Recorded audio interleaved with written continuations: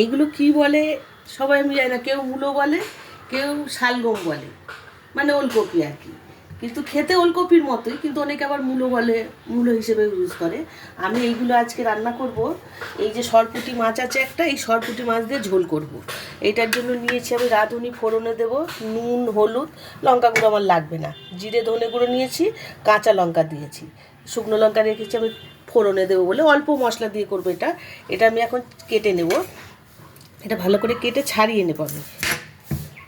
দেখুন একদম ভিতরটা কিন্তু ওলকপির মতোই দেখতে।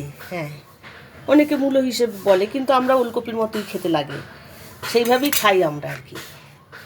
এগুলো আমি সব ছাড়িয়ে নিয়ে ভালো করে কেটে নিয়ে এটা একটা প্রেসারে সিটি দিয়ে দেবো, নাহলে অনেক সময় লাগে সিদ্ধ হতে। দেখুন এরকম পিস পিস করে সব শালগমটা আমি কেটে নিয়েছি। এখন এইগুলো আমি ফেলে দেবো, খোলাগুলো ফেলে দিয়ে আমি ওটা সিটি দেবো একটা প্রেসারে। ওলকপি তো সিদ্ধ হতে দেরি লাগে, আমি এখন এটা প্রেসারের মধ্যে দিয়ে দেবো, দিয়ে একটা সিটি দিয়ে নেব। এর মধ্যে আমি দেব নুন, দেব 1 চামচ, হলুদ গুঁড়ো দেবো 1 চামচ, সমস্ত মশলা যা যা দেবো দিয়ে আমি সিটি দিয়ে দেবো। ধনে গুঁড়ো আর জিরে গুঁড়ো একসাথে মিশানো আছে, 2 চামচ দিয়ে দিলাম। সামান্য একটু চিনি দেবো, নিরামিষ তরকারিতে একটু মিষ্টি মিষ্টি ভালো লাগে, কিন্তু মাছের ঝোলেও দিচ্ছি অনেকে হয়তো ভাববেন, কিন্তু একটু এই শালগম, মূলো, তারপরে বাঁধাকপি, একটু চিনি লাগে। আমি কটা কাঁচা লঙ্কা দিয়ে দিলাম, গোটা কাঁচা লঙ্কা ভেঙে দিলাম, দিয়ে এর মধ্যে এখন পরিমাণ মতো জল দেবো। মাছের ঝোল হবে তো, ঝোল যতটা লাগবে আমি প্রেসারের জল কিন্তু শুকায় না। এই 1 কাপ মতো জল দিয়ে দিলাম, দিয়ে আমি প্রেসারটা এটা একটা সিটি দিয়ে নেব। প্রেসারটা একটা সিটি দিয়ে দিচ্ছি। এখন এই সরপুঁটি মাছটার মধ্যে আমি নুন আর হলুদ ভালো করে মাখিয়ে মাছটা ভেজে নেব। ভালো করে মাছটা নুন হলুদ মাখিয়ে আমি ভেজে নিচ্ছি। তেলটা গরম হয়ে গেছে কড়াইতে, এখন আমি এই মাছটা ভালো করে ভেজে নেব।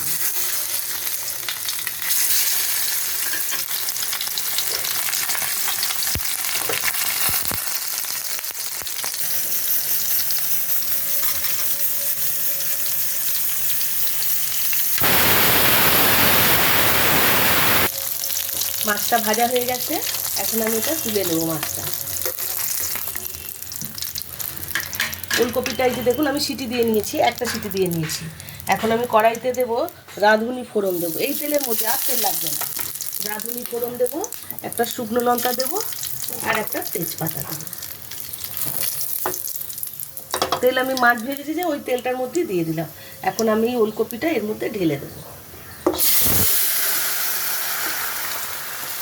সব মশলা দিয়ে ওটা সিদ্ধ করা আছে।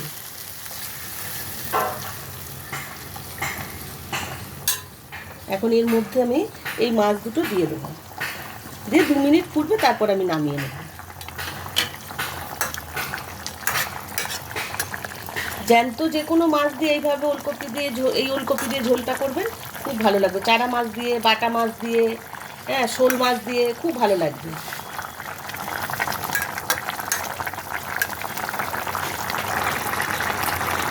রেডি হয়ে গেছে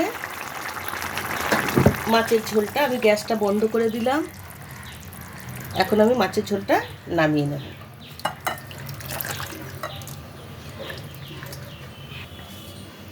ওলকপি বা মূলো যে যেটা বলে, আমরা ওলকপি হিসেবেই চিনি ওটাকে।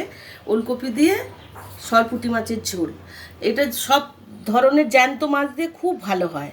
এটা ভাত দিয়েই ভালো লাগবে, ভাতের সাথে খুব ভালো যায়। এবার যারা রুটি খান, রুটি দিয়েও খেতে পারেন।